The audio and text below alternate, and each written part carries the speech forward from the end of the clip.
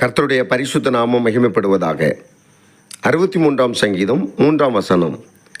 ஜீவனை பார்க்கிலும் உமது கிருபை நல்லது, என் உதடுகள் உம்மை துதிக்கும்.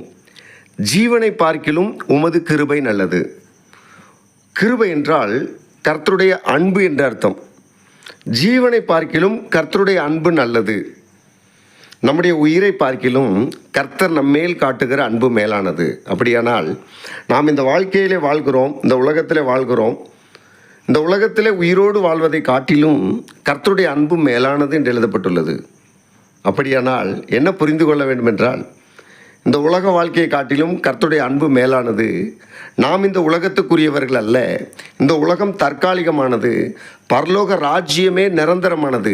ஆகவே கர்த்தருடைய அன்பு நம்மேல் இருக்கும் பொழுது, ஆண்டவராகிய கர்த்தர் விரும்புகிறபடி நாம் வாழும் பொழுது, இந்த உயிரை காட்டிலும் மேலான ஒரு வாழ்க்கை நமக்கு இருக்கிறது. ஆகவே என் உதடுகள் உம்மை துதிக்கும். அன்பான தேவஜனமே, நம்முடைய ஜீவனை பார்க்கிலும் நம்முடைய உயிரை பார்க்கிலும் கர்த்தர் மேல் நேசமாக இருக்கும் பொழுது பரலோக ராஜ்ய பரியந்தம் கர்த்தர் நம்மை பாதுகாத்து நடத்துவார்.